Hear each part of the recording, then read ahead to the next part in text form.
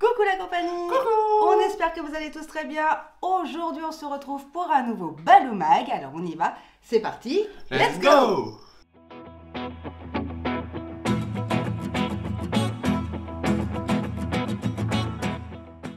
Cette vidéo sera séparée en 4 morceaux. Dans la première partie, nous parlerons du Disney Studio pendant la saison de Noël. Et on y verra également les changements qui vont intervenir durant ces prochaines années. En deuxième partie, Fantasyland, le land qui pourrait correspondre le mieux pour la saison de Noël. Ensuite, nous verrons tout ce que vous avez eu comme idée, tout simplement pour améliorer les rencontres personnages. Et vous allez voir, il y a de bonnes idées à prendre en compte. Et enfin, on terminera par la FAQ. Avant d'attaquer cette première partie, on n'oublie pas de s'abonner et de liker la vidéo. Ça encourage et ça encouragera Ed à ne plus mettre ce pull. Et surtout, n'oubliez pas d'activer la petite cloche. Vas-y, m'en fais d'une. On y va tout de suite, la première partie. Le Disney Studio a ouvert ses portes, comme vous le savez, le 16 mars 2002. Depuis, il a énormément évolué et la dernière nouveauté en date, forcément, c'était le Marvel, en juillet 2022. Et nous attendons tous impatiemment le land de Frozen avec ses super optimisations et puis surtout sa fidèle chanson. Non, ça, je suis pas pressée. Oh. Les concepts art sont incroyables, que ce soit pour la nouvelle attraction ou encore le lac et les restaurants. Cependant, ce parc pêche lors des saisons. Bah oui, Halloween ou Noël, c'est pas fifou. Effectivement, lorsque l'on rentre dans le parc, on a quelques décorations, certes très jolies, amenant de la magie de Noël, dispersées un peu partout. On y trouve notre dingo de Noël. Mais en termes de personnages de Noël, eh ben, ça s'arrête là. C'est très restreint. Si on va un peu plus loin, vous pouvez rentrer dans la boutique Walt Disney Studio Store. Vous y trouverez une belle décoration et du merch de Noël tout aussi beau que celui du parc principal. Sous le studio 1, l'allée est décorée de 1000 lumières, que cela soit sur la boutique des légendes d'Hollywood ou encore le restaurant en coulisses. Et une fois sorti, c'est le drame. Banqueroute. Effectivement, les 3 guirlandes ne pèsent pas lourd. Il faut se diriger vers la place de chez Rémi et son marché de Noël pour avoir de nouvelles décorations. La fontaine de cette place mythique revêt son habit hivernal. Bien sûr, l'hiver gourmand nous propose un tas de plats différents. Sorti de là, il n'y a plus rien. Perso, j'aurais bien voulu revoir le Big Bang de Noël. Ce spectacle jazzy mêlant danse et musique qui envoyait du lourd. Un peu comme mon pull. Il y a un problème avec ce pull. Le Big Bang de Noël, quoi. Ouais. Non, Le talent en moins. Désolé, moi je suis musicien, pas danseur. Et j'avoue que peu de gens sur la chaîne savent, mais oui, effectivement, il est musicos. Moi non. Allez, passons à la suite. Peut-on dire qu'il n'y a rien, vraiment rien pour autant? Non. Bien évidemment, il y a quand même certaines choses. Mais niveau spectacle, bah, ça s'arrête là. C'est un peu light. Niveau décoration, ça reste light quand même. Niveau perso, bah, là, j'en parle même pas, hein, on vous l'a dit, il n'y a que Dingo. Par rapport au parc principal, qui lui envoie un peu plus, c'est vrai que ça reste light. C'est niveau food qui se débattent. Parce que j'avoue que les chalets gourmands, enfin du moins l'hiver gourmand, pour les gourmands comme nous, ça marche plutôt bien. Même si j'avoue que cette année, le parc principal nous a fait des chalets gourmands. Oui. Donc, voilà, ça commence à s'équilibrer un petit peu. On a des glaces vendues. Est-ce que c'est vraiment saison de vendre des glaces, sachant qu'ils pèlent des meules dehors? C'est pas très judicieux. Par contre, ce qui pourrait être cool, c'est qu'ils remplacent par des gaufres. Par exemple en flocons, hein, pour la saison de Noël, ou bien en tête de Mickey. Ça reste du chaud, ça reste un truc que l'on peut acheter accessoirement en se promenant, en marchant, on peut manger, etc. Donc ça pourrait être sympa. Une glace, je vous avoue que de ce temps-là, pourtant j'adore les glaces, hein, mais là, je suis pas hypée. Pourtant les Magnum, elles sont bonnes. Oui. Ah, j'avoue. Mais c'est un peu light. Voilà. Pour le studio, on attend un petit peu plus, sachant que c'est quand même un parc qui prend de l'envergure. Après, pour leur défense, est-ce qu'ils préparent pas une nouveauté? Est-ce que les troupes sont pas pris ailleurs? Peut-être que les choses ne plaisent-ils pas.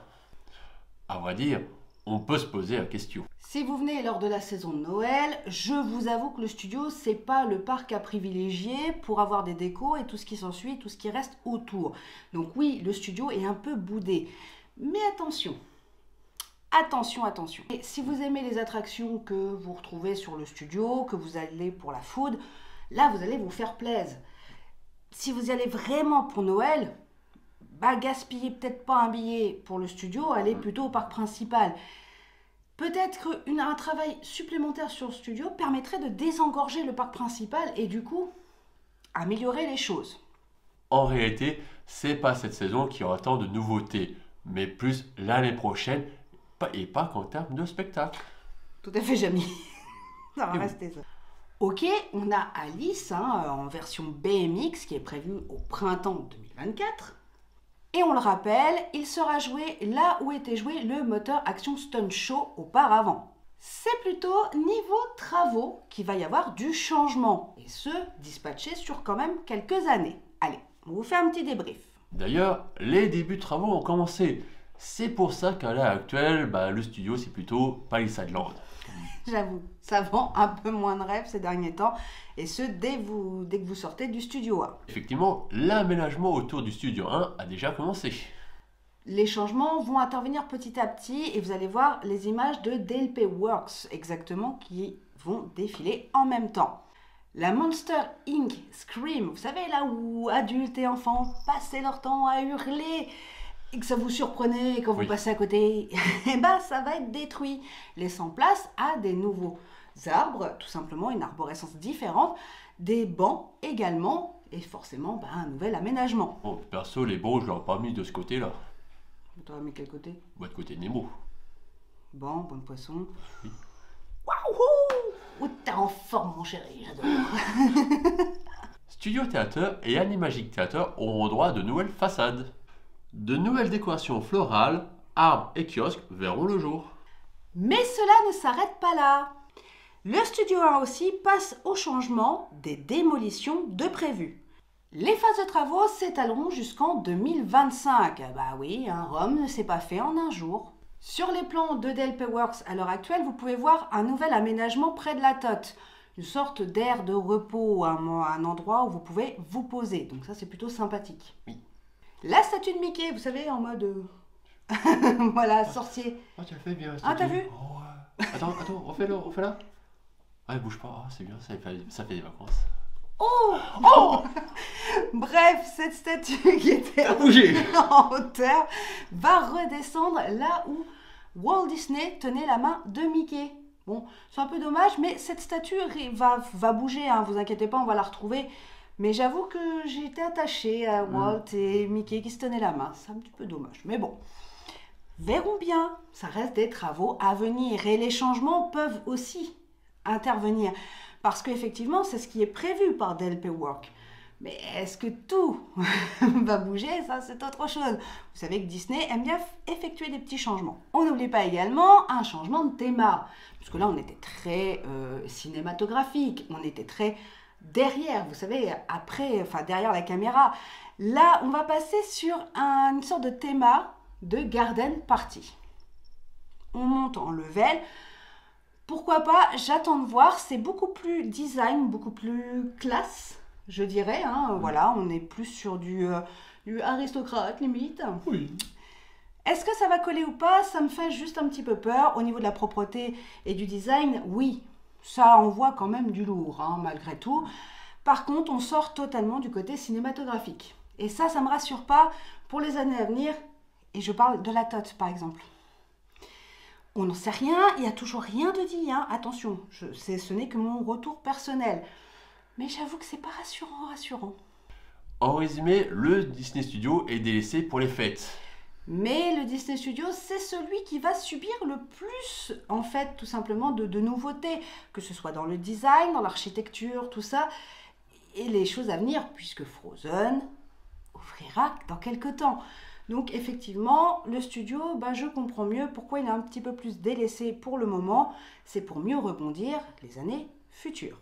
On vous met bien évidemment là où on a eu ces images de DLP Work, c'est sur Disneyland Paris Bon Plan. Donc, je vous mettrai le lien en barre de description si ça vous intéresse de lire un peu l'évolution au fur et à mesure. Ça peut être intéressant. On va passer au point numéro 2 de ce Balou Mag, le land que l'on verrait bien pour Noël. Fantasyland. Comme on le sait, Frontierland, lors de la saison d'Halloween, se transforme avec plein de décorations d'Halloween. On peut retrouver des hommes citrouilles, des personnages de Coco dispersés de droite et gauche, des épouvantails et des personnages. Le land de Main Street est quant à lui multi-saison. Il reçoit aussi bien Halloween que Noël ou d'autres saisons à venir. Cependant, pour Noël, il n'y a aucun deuxième land concrètement qui vous fait un boom. C'est vrai qu'Halloween à Frontierland, Noël à que Main Street. Alors, on pourrait dire Discoveryland, puisqu'il y a un peu de Père Noël, il y a un peu de Fantasyland. Et on s'est dit, pourquoi ne pas mettre un second land? Oui. Bien sûr, il ne pourra pas transformer entièrement son land, mais Disneyland Paris pourrait peut-être reprendre un concept identique à Europa Park, à savoir une Disney Winter. Effectivement. Pour ceux qui ne connaissent pas le Disney Winter, en réalité c'est une période de transition où justement on peut se permettre peut-être de garder une partie d'Halloween sans pour autant empiéter sur la saison et du coup petit à petit passer dans le mode Noël en gardant cet esprit hivernal. Ce qui pourrait être très sympathique et ça permettrait aux équipes du coup des casts de Disneyland Paris d'effectuer les changements au fur et à mesure et de laisser apparaître ces petits côtés magiques de Noël. Et après, on peut imaginer pendant cette saison transitoire une saison dédiée un peu à Jack Skellington, qui est un personnage emblématique pour la transition entre Halloween et Noël. Totalement, surtout que c'est un personnage qui est fort apprécié dans le milieu, on va dire, de Disney et des fans de Disney. Donc ça pourrait être sympa. Du petit merch en plus. Oh, par contre, imaginons autre chose. Chaque lampadaire de ce land, et on en a quand même quelques-uns, pourrait être thématisé version studio, vous savez, avec des suspensions et pourquoi pas des luminaires. Oui. On y rajouterait quelques sapins à droite, à gauche, quelques petites décorations, des petites boboules illuminant tout simplement un petit coin, comme par exemple près de chez Marianne, tout simplement au studio. C'est très joli, ça embellit, je trouve, ce land. On pourrait rajouter des guirlandes, par exemple une sorte d'arche. Quand on pense à l'arche du Bellanoté, par exemple, Oui. quand on rentre dans ce land, qu'on a ces deux arches, eh bien, vous imaginez une grande guirlande ou bien une arche lumineuse comme on avait eu il y a quelques années de ça sur Main Street, qui était magnifique. C'était une merveille, cette décoration. Peut-être un peu handicapante pour le char, j'avoue. Mais en attendant, ça donne un effet incroyable de déco de Noël. Le carrousel et Madater Stick-Up pourraient revêtir un habit de lumière, ce qui donnerait un magnifique visuel, surtout si vous êtes dans le château d'Alice par exemple, enfin de la Reine de Cœur. Tout en haut, vous imaginez bien, tout plein de lumière, des formes lumineuses un peu partout. Imaginez le plan merveilleux que ça pourrait vous faire, ou tout simplement en haut du château de la Belle au Bois dormant. Oui. En haut du château de la Belle au Bois dormant, ça pourrait être incroyable. On pourrait avoir des illuminations qui envoient. Et j'avoue que ce côté Fantasyland, avec les princesses, avec les contes, le côté magique, pourrait quand même donner du lourd. Enfin, en tout cas, c'est notre avis perso. Oui. C'est peut-être un peu enjaillé, mais j'avoue que ça pourrait être très joli, je trouve. Après, on pourrait imaginer un menu de Noël type le café Hyperion, au Bellanoté, au Charlie et Marinette, pour comme ça désengorger le café Hyperion qui est souvent rempli de monde. Oui. Étant donné que devant Meet Mickey, on a quand même une grande superficie de place, pour être judicieux, peut-être de rajouter des chalets gourmands. Histoire de désengorger les 5 qui sont overbookés parce que sur tout le séjour, on n'a même pas pu se dire « Allez, on va les prendre juste du nougat parce qu'il y avait trop de monde ». Les files d'attente, en plus, gênent le passage. Oui. Alors ça, c'était le point négatif parce que du coup, les gens, au lieu de se mettre de côté, de biais et réfléchir un petit peu, se mettaient face au chalet. Du coup, des fois, tu avais une file indienne de personnes. Déjà, pour passer conceptuel, je me suis pris même des coups dans le ventre. C'est pour vous dire l'intelligence et l'intellectuel de certains. Et pour le coup, tu arrives, tu es bloqué. Alors, au lieu de faire le tour, Ils auraient pu décaler un petit peu la file d'attente, ce qui fait que ça aurait moins été ennuyeux, et rajouter des chalets sur le Meet Mickey. Des chalets peut-être un petit peu plus gourmands, un peu plus sucrés, un peu plus pommes d'amour, nougat, voilà, un peu, voilà, un petit peu plus, comment je pourrais vous dire, cosy pour les Noëls. Un chocolat chaud. Oui. Oh ouais, Oh, oui. du chocolat chaud avec de la crème chantilly, tout ça. Ouais, oh tiens, je vais m'en faire un. Avec, accompagné sur pain d'épices. Ah ouais, et de ces guimauves. Oh, Vous l'avez le goût en bouche là? L'odeur du chocolat chaud. De la cannelle. Oh oui. Tu l'en fais un? Oui. Bien évidemment, ce sont nos goûts à nous. Ce n'est peut-être pas forcément les vôtres. Et si vous vouliez un land au-delà de Main Street pour Noël, lequel ce serait? Nous, on s'est dit, tiens, pourquoi Fantasyland et pas Discoveryland par exemple?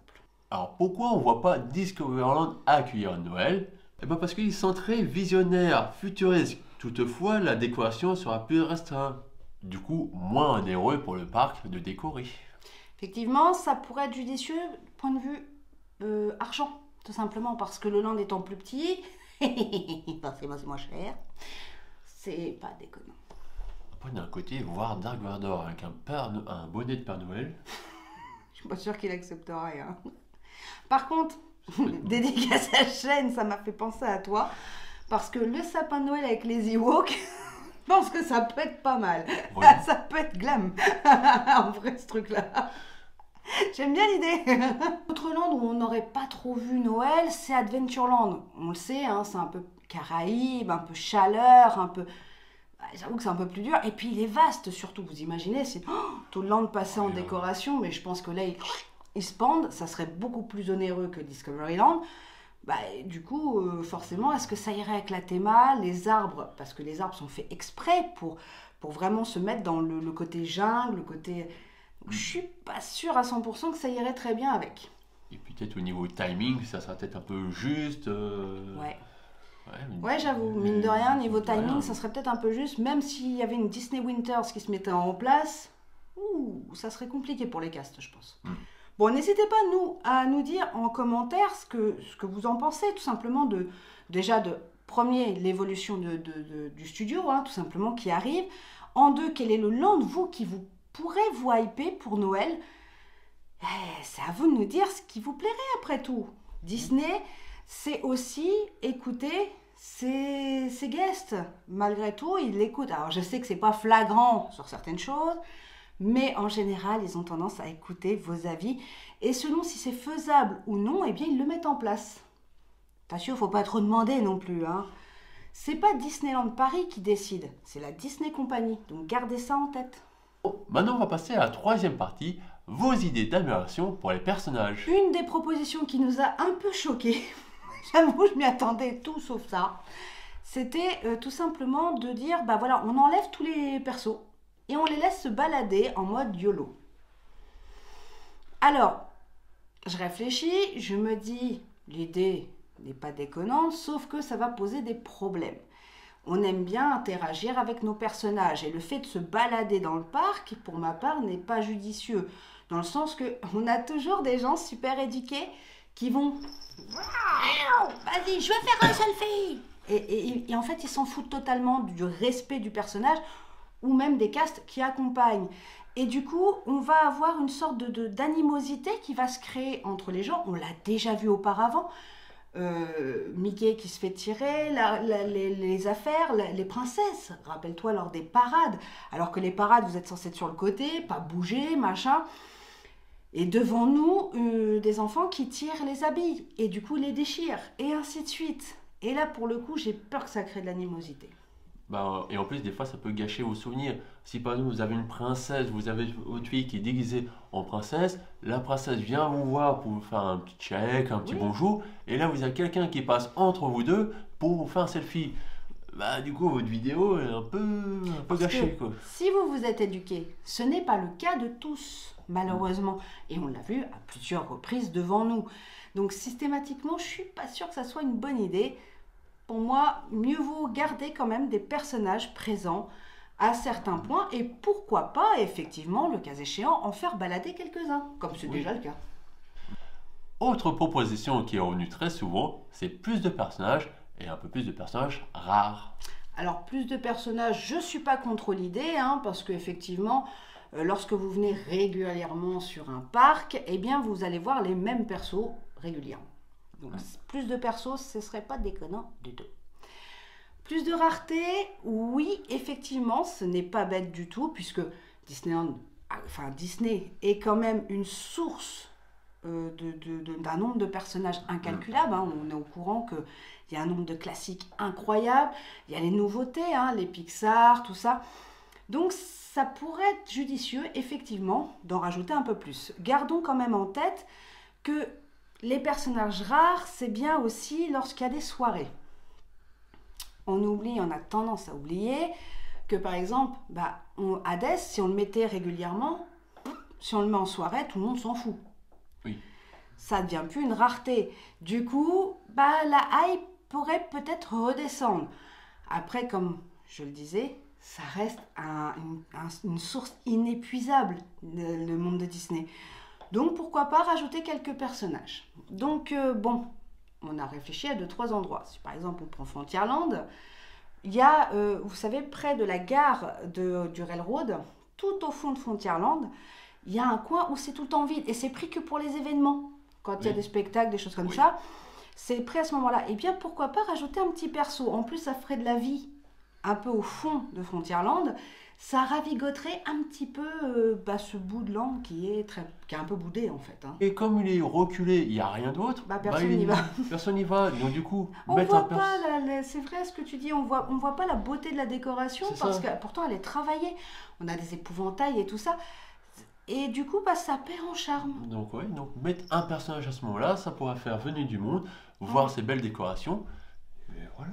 Au début, j'avais proposé à l'entrée de Frontierland, là où il y a le Magic Shot en général. Et puis Ed m'a dit, ouais, mais là, tu bouches le passage. Rappelle-toi, certains personnages peuvent attirer tellement de monde qu'au final, c'est ourdé. Et c'est vrai que tu as eu raison, ça boucherait l'entrée de Frontierland. Et en personnage, moi, j'ai une petite idée. Qui ça? Pocahontas. Oui, on est dans son petit fief quand même. Hein. Oui. On rappelle qu'il y a les tipis à l'entrée qui sont toujours en train de fumer. Mais il n'y a pas de perso.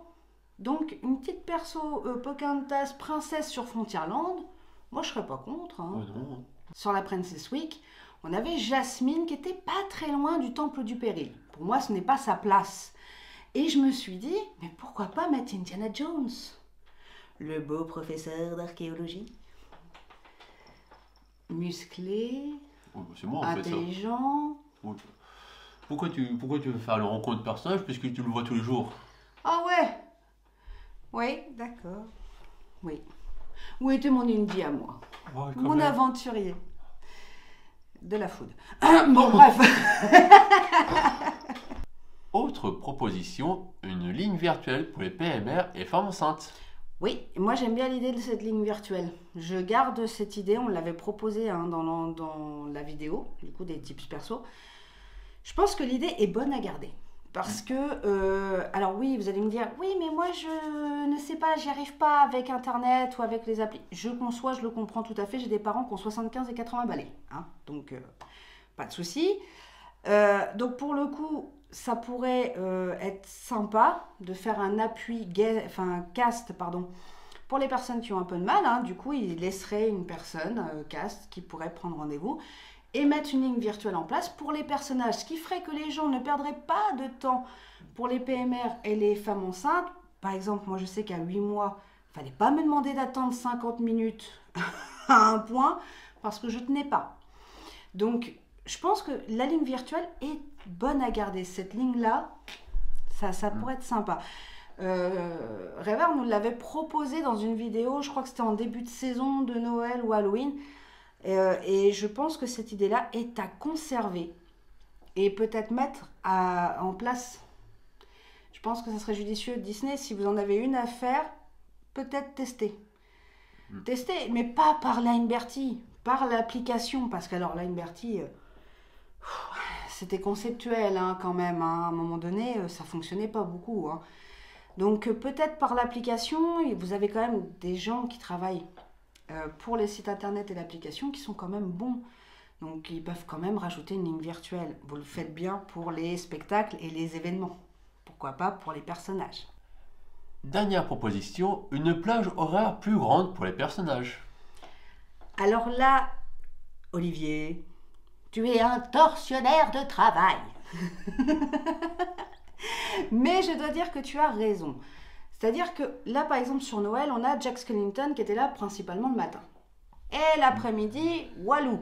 Donc, pour moi, c'est un peu restreint. Faites des équipes tournantes à la limite.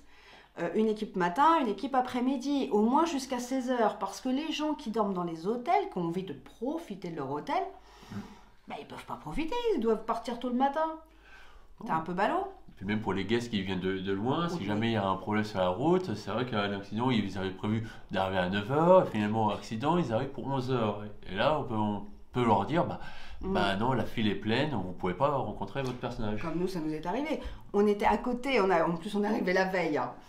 Voilà, mais les garçons étaient trépanés. Du coup, ils ont dormi un petit peu plus longtemps le premier matin, enfin, du moins le jour de la saison de Noël. Du coup, ça nous a passé devant. Et à 12h30, on voit arrêt. Oh bah non. Et bah, résultat, le temps de faire le tour de Main Street, de vous filmer tout ça, bah, on est arrivé 12h30, c'était déjà terminé. Et puis, il faut pas oublier que c'était quand même plein rapidement. Ah oui. Et ouais, parce que quand le lendemain, on se dit, why not, on va y aller un peu plus tôt, et ben à 10h, il n'y avait plus de place. Et comme je l'ai dit, il y a un gros problème au niveau des PMR, c'est que 4-5 rendez-vous le matin, 4-5 l'après-midi, non, c'est trop petit, c'est trop restreint, beaucoup trop restreint. Là, il faut vraiment que Disney se mette en place, ou du moins dans la tête, que oui, il y a les gens normaux, hein, qui vont, voilà, il y a un peu moins de PMR, mais pas 4 ou 5. Les créneaux sont tous pleins. Nous, à plusieurs reprises, parce que les femmes enceintes passent en même temps que les PMR en plus, donc ça restreint encore en plus. Et là, pour le coup, c'est un calvaire. Enfin, nous, je sais que ça a été très compliqué pour prendre des rendez-vous personnages. Or, d'habitude, vous savez qu'on adore ça. C'est vrai, il n'y a pas une saison où on ne faisait pas les persos. Bah là, c'était juste pas possible. Et du coup, on est passé à côté un peu de la saison de Noël côté personnage. Pourtant, on avait des vidéos prévues pour. On a préféré ne pas les faire que vous mettre un perso, dire « Wouhou, c'est la vidéo personnage !» Non, mais voilà. En résumé, ce qui ressort le plus des commentaires qu'on a eu, que ce soit MP ou commentaires YouTube, c'était mettre plus de persos ou agrandir les plages. Bref, ils voulaient du personnage. Donc Disney, vous loupez pas. S'il y a un truc à améliorer, un axe d'amélioration, c'est bien sur les personnages et les rencontres. Par exemple, Noël, d'ailleurs, qu'on t'embrasse très fort, eh bien, lui, depuis qu'il vient, il n'a pas fait de rencontre personnage parce que ça le gaze. Ça l'ennuie d'attendre autant. Et peut-être que, voilà, il préfère passer du temps ailleurs, autre part, pour profiter du parc. Et on sait que Meet Mickey, par exemple, c'est 80 minutes. 80 minutes pour rencontrer Mickey. Ok, c'est le patron, j'en conviens. Mais c'est long. Donc, si vous avez des enfants en bas âge, bon courage. Donc... Voilà, c'est tout ça qui est à revoir. Je pense que les personnages sont à revoir dans l'intégralité, peut-être en rajouter, peut-être améliorer cet axe de visite, mettre des lignes virtuelles. Voilà, pourquoi pas. Moi, je dis que c'est judicieux et je propose à Disney de rajouter ces lignes virtuelles qui pourraient désengorger en plus le parc. Parce que quand vous êtes sur près de Meet Mickey ou ailleurs, que vous voyez profusion de guests devant vous, ça vous coupe l'envie et ça vous démonte parfois un séjour, parce que vous y allez pour voir par exemple le Père Noël, ou pour voir Stitch, ou pour voir Tic et Tac, et vous avez le seum parce que vous ne les avez pas fait. En plus, on voit bien dans la Aero Training Center, au niveau des ça marche bien. Ça a l'air de bien marcher quand même. C'est vrai que on n'est pas les uns sur les autres. Il y a de l'attente, oui, c'est vrai, mais après on peut aller vaquer à nos occupations dans le studio. Donc moi je trouve ça très bien. Voilà, c'est ça. On a un créneau, on sait que dans 30 minutes vous allez passer. On a le temps de faire une ou deux attractions en attendant. Ah ouais, et après on arrive, on attend 5 minutes dans la salle d'attente. Ouais. Et après on rencontre votre personnage, Marvel. Et puis ça évite d'être les uns sur les autres. Là, des fois, ça monte. Tu sens la sauce qui monte entre les guests, où ça va à un moment donné, tu es sûr que ça va péter. Et c'est ça en fait. C'est ça qui serait bien d'éviter. C'est ce genre de tension nerveuse sur le parc. On arrive maintenant à cette dernière partie, la FAQ. Là, ce sont des questions que vous avez posées en commentaire ou en privé et on va y répondre. Alors, première question, je t'écoute. Oui. Qu'est-ce qui est prévu pour les anniversaires? Alors, c'est une question auquel je réponds parce qu'elle a été posée plusieurs fois régulièrement. J'y réponds en privé, mais là, je vais faire un bloc. Donc, vous avez la possibilité d'avoir un badge anniversaire. Attention cependant, il n'est pas toujours dispo. C'est sous réserve de disponibilité. Alors, des fois, c'est conceptuel. Des fois, vous en avez, des fois, vous n'en avez pas. Et vous avez un sticker à la place. Bon, c'est sympa parce que quand vous l'avez, du coup, vous avez toute la journée des castes qui vous souhaitent votre anniversaire. Donc, c'est super cute. N'hésitez pas, des fois, aussi à vous mettre, à acheter des banderoles là, anniversaire, tout ça. Ça peut être sympa, c'est rigolo à mettre. Vous avez le droit de les mettre dans le parc, il n'y a aucun problème. Deuxième chose, c'est le patron. Vous avez la possibilité d'appeler le patron le jour de votre anniversaire. Donc, ça se passe au City Hall, Studio Service. Vous avez même des boutiques et des restaurants. Par exemple, Léo a eu Mickey, c'était au Casey Corner. Et puis Théo, lui, c'était à la Boardwalk Candy Palace, enfin juste à côté. Et le cast a été un amour. Il a appelé Mickey et du coup, les enfants avaient eu le patron au téléphone. Ça, c'est plutôt sympa. Et même pour vous les adultes, puisqu'on avait fait la surprise à rêveur. Oui. Une fois, on avait rigolé. On avait fait une journée anniversaire pour lui et du coup, il avait eu le patron au téléphone. Bon, c'est plutôt sympa et puis bon, ça égaye votre journée. Voilà. Après, niveau anniversaire, ça s'arrête là. Hein. Ils vont pas non plus vous sortir la fanfare. Mais c'est déjà sympa d'y penser, je trouve, de fêter son anniversaire, c'est plutôt cool. Vous avez quand même en plus la possibilité de réserver votre gâteau dans les restaurants. Il faut prévenir quand même. Hein. Si par exemple vous êtes au Chuck Wagon, que vous voulez fêter votre anniversaire au soir, pensez à prévenir en fait lors de la réservation. Vous allez à l'hôtel, vous dites voilà, j'aimerais manger demain soir ou ce soir au restaurant, j'aimerais qu'on fasse l'anniversaire de mon enfant ou moi-même ou ma soeur ou mon frère, de qui vous voulez. Et eux vont mettre en place le gâteau. Alors c'est une 30aine d'euros, je crois, de mémoire. Je vous remettrai le prix en barre de description si j'arrive à le retrouver. Et du coup, vous avez toujours des petites animations autour de ça. Donc ça, c'est joyeux, gai, tout ce qu'on veut. Moi, j'aime beaucoup. Est-ce qu'on peut profiter des restaurants si on n'est pas résident à l'hôtel? Alors oui, tu peux profiter. C'est pas parce que vous êtes pas à l'hôtel que vous pouvez pas vous taper un bon petit Hunter's Grill ou un bon petit Chuck Wagon.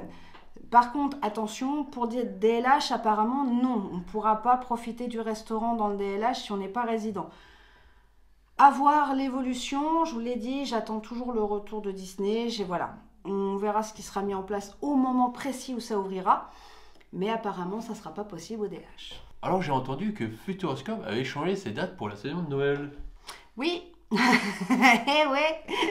Et effectivement, c'est vrai. En fait, lorsqu'on a préparé la vidéo, on s'est référé au site de Futuroscope.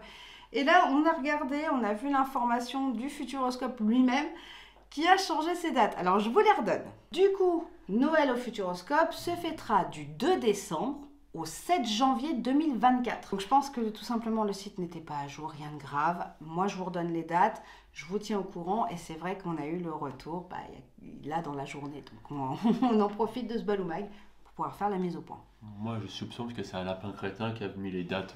Non, c'est pas très grave, on fait la mise à jour sur ce Baloumaï. C'est vrai que ça reste dans les FAQ. Des fois vous passez les FAQ, faites gaffe parce qu'on met des infos. Faites attention, je suis assez sadique pour ça. Oui. On arrive à la fin de cette vidéo. Faut savoir que vendredi, je vais vous faire un vlog, enfin une vidéo spéciale retour de Disneyland Paris pour mon expérience enceinte à Disney. Donc, qui va comprendre le début de grossesse jusqu'à la fin. Je vais vous dire ce que moi j'en pense. Est-ce que ça vaut vraiment le coup d'y aller enceinte? Est-ce qu'il y a des choses, des pièges à éviter? En fait, tout simplement quand on est enceinte. Je vais vous faire tout ça vendredi. Alors, on a décidé de tout regrouper. Ça m'a été demandé beaucoup de dire, mais est-ce que toi, enceinte, tu as eu des choses? On va voir tout vendredi. J'ai repris toutes vos questions. Alors, Dieu sait qu'il y en avait beaucoup. On va essayer de se faire une sorte de, pas de FAQ vraiment, mais voilà, hein, un petit mix de moi, mon expérience et ce retour sur ces 9 mois. Ah oui, parce qu'on y est. 9 mois. Il a tenu, bébé Balou, il a tenu. C'est un bon, c'est un warrior. Donc vendredi, on se fait le check de ça. Et puis comme ça, on pourra voir. Bon, d'ici là, tu n'es pas, hein. Tu me fais pas le coup. Tu restes au chaud. Donc, en attendant, on va se revoir vendredi pour ça. Et dimanche, on va se retrouver pour un zoom sur le resto du Disney Village. Cette vidéo est donc terminée. On se retrouve vendredi pour mon expérience 9 mois à Disneyland Paris. Les bons côtés, les mauvais côtés. On n'oublie pas en attendant de... Gardez le sourire. Oui. Et on n'oublie pas de s'abonner et d'activer la petite cloche. Et je parle pas de l'aide, hein. Je parle de la petite cloche. De laisser un pouce. Et nous, on se retrouve donc vendredi. Gros bisous mes amours. Et en attendant, gardez le sourire comme on le dit toujours.